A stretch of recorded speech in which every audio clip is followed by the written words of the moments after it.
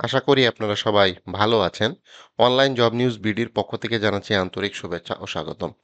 তো ১৫ বছর সরকারি চাকরি করার পর পেনশন সহ সরকারি কর্মচারীরা এখন থেকে কিন্তু অবসরে যাওয়ার সুযোগ পাচ্ছেন। তো এইটা যে জনপ্রশাসন সংস্কার কমিশন গঠন করা হয়েছে, সেই সংস্কার কমিটি কিন্তু এই প্রস্তাবটা দিতে পারে যে ১৫ বছর সরকারি চাকরি করার পর পেনশন সহ আপনি ইচ্ছা করলে অবসরে যেতে পারবেন। তো সরকারি কর্মচারীদের জন্য বর্তমান পেনশন সুবিধাসহ স্বেচ্ছায় অবসর নিতে ২৫ বছর চাকরি করা প্রয়োজন। এটা আগে একটা নিয়ম ছিল, এখনও কিন্তু এটা বলবৎ আছে। তো জনপ্রশাসন সংস্কার কমিশন এই শর্ত কমিয়ে ১৫ বছর করার সুপারিশ করতে যাচ্ছে। জনপ্রশাসন সংস্কার কমিশনের যে রিপোর্ট সেটা আগামীকাল ৫ তারিখ সেটা কিন্তু প্রধান উপদেষ্টার কাছে পেশ করা হবে। তো সেইখানে কিন্তু এই প্রস্তাবটা কিন্তু আছে। তো খুবই একটি ভালো প্রস্তাব। তো কমিশনের একাধিক সূত্র জানিয়েছে ২৫ বছর বা তার বেশি সময় ধরে চাকরি থাকার পর কর্মকর্তা কর্মচারীদের অবসর নিতে বাধ্য করার আইনি বিধান বাতিল করার সুপারিশ করতে পারে কমিশন। এসব সুপারিশ বাস্তবায়নের জন্য সরকারি চাকরি আইন ২০১৮ এর ৪৪ এবং ৪৫ ধারা সংশোধন করতে হবে। সুপারিশ চূড়ান্ত করতে গতকাল শনিবার একটি বৈঠক করেছে জনপ্রশাসন সংস্কার কমিশন। আগামী ৫ ফেব্রুয়ারি প্রধান উপদেষ্টার কাছে এসব সুপারিশ জমা দেওয়া হতে পারে। সূত্র জানায়, বর্তমানে কোনো সরকারি কর্মচারী ২৫ বছরের আগে স্বেচ্ছায় অবসরে গেলে তারা পেনশন সুবিধা পান না। এই কারণে কমিশন পরিবর্তনের সুপারিশ করেছে। তবে ১৫ বছর পরে অবসর গ্রহণকারী পূর্ণ পেনশন সুবিধা পাবে না, আংশিক পাবে। পূর্ণ পেনশন সুবিধা জন্য একজন কর্মচারীকে অন্তত অবশ্যই ২৫ বছর চাকরি থাকতে হবে। অর্থাৎ ২৫ বছর চাকরি থাকতে হবে, এরকম একটি সুপারিশ কিন্তু তারা করতে যাচ্ছে। তো এখানে যারা ১৫ বছর চাকরি করে আপনি পেনশন যেতে চাচ্ছেন, তাদের কিন্তু অর্ধেক টাকা দেওয়ার একটা পরিকল্পনা করা হচ্ছে। শতভাগ না, অর্থাৎ 50% পেনশনের টাকা কিন্তু যাতে দিয়ে আপনি পেনশন যেতে পারেন, এবং 25 এবং আপনাকে যদি পূর্ণ টাকা পেতে হয় সেক্ষেত্রে অবশ্যই 25 বছরের উপরে আপনাকে চাকরি করতে হবে, করে আপনি অবসরে যেতে পারবেন। তো এই ধরনের একটি সুপারিশ যদি করে অনেক এই ধরনের সুপারিশকে স্বাগত জানাবে, কারণ এই ধরনের সুপারিশ আসলেই অনেকের প্রয়োজন।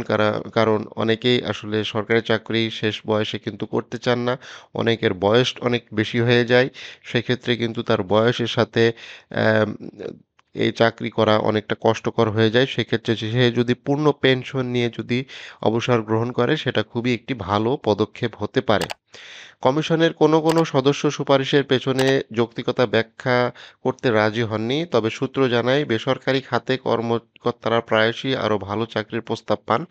যদি তারা ২৫ বছর ধরে চাকরিতে থাকেন, তাহলে তারা প্রায়শই সেই সুযোগ গ্রহণ করেন না, কারণ তারা তাদের পেনশন সুবিধা হারাতে চান না। আমরা এটা পরিবর্তন করতে চাই। আরেকটি সূত্র জানায়, সরকারের সঙ্গে দ্বিমত পোষণ করা এবং বিরোধী দলের ছাত্র সংগঠনের সদস্য থাকার কারণে কোনো কর্মকর্তা জোরপূর্বক অবসরের ভয় থাকা উচিত নয়। তাই এই সুপারিশ করা হচ্ছে। তবে কোনো কর্মী ভুল করলে কর্তৃপক্ষ বিভাগীয় প্রক্রিয়া চালু করে তাদের অবসরে যেতে বাধ্য করতে পারে। তবে জনস্বার্থে অজুহাতে এমন অবসর বাধ্যতামূলক করা উচিত নয়।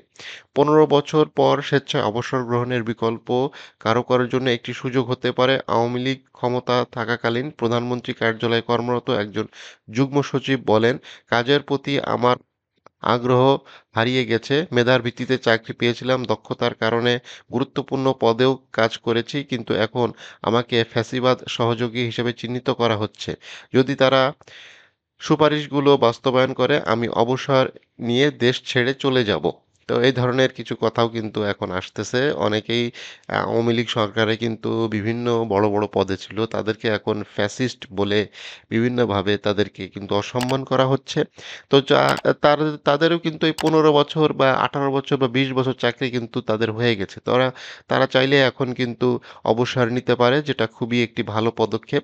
এবং এই অবসরের সময় যদি কমিয়ে দেওয়া হয়, অবসরের সংখ্যাটা যদি বৃদ্ধি পায় এবং পূর্ণ যে পেনশন সুবিধাসহ যদি অবসর নেওয়া হয়, সেক্ষেত্রে কিন্তু নতুন নিয়োগের কিন্তু একটি সম্ভাবনা তৈরি হয়। নতুন নিয়োগ দিলে আত্মকর্মসংস্থান বাড়বে, কর্মসংস্থান বাড়বে, দেশের বেকার সমস্যার সমাধান হবে।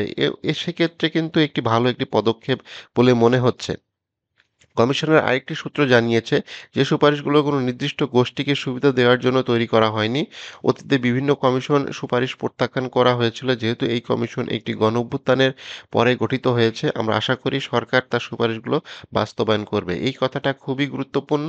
তো এই ধরনের কমিশন কিন্তু এর আগেও গঠন করা হয়েছে। সরকারি চাকরিতে প্রবেশের বয়স ৩৫ এবং ৩৭ নিয়ে কিন্তু কমিশন গঠন করা হয়েছিল।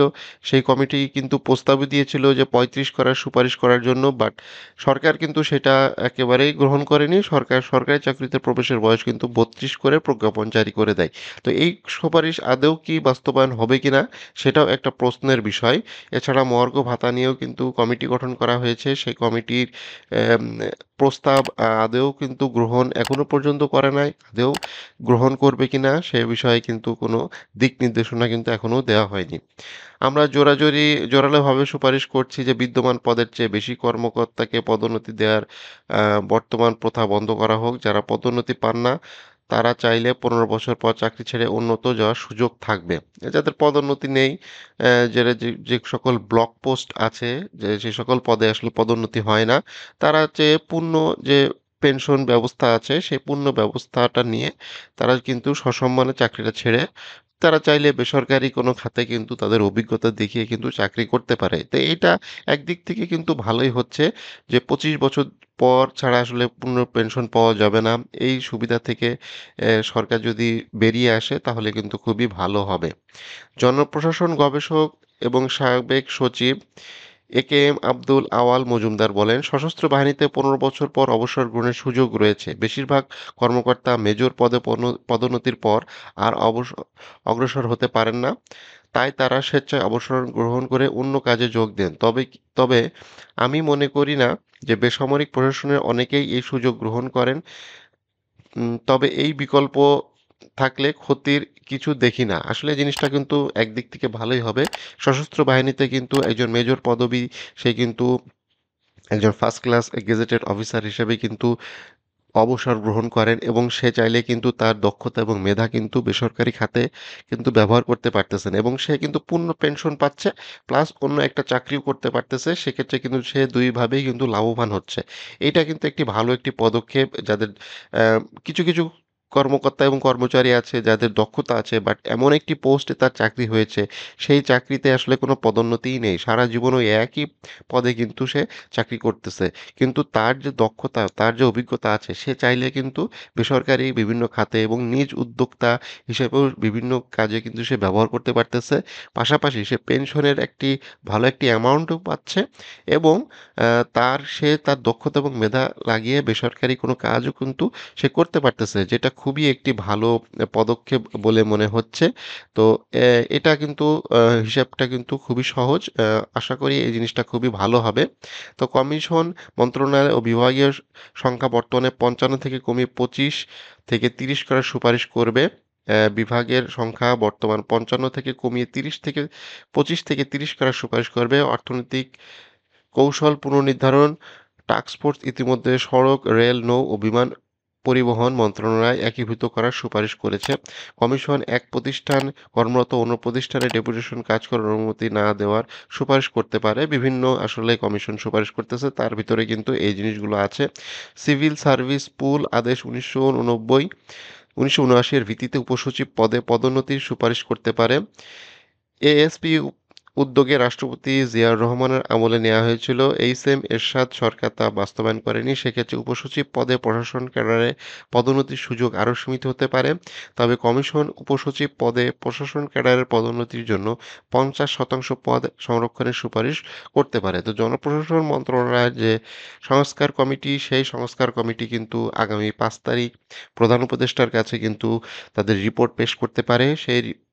সেই সংস্কার কমিটি কিন্তু অনেক কিছু সংস্কার করবে। অবসরের বয়স বৃদ্ধি, পে কমিশন গঠনের মতো সুপারিশও কিন্তু এই ক কমিশনের থাকতে পারে।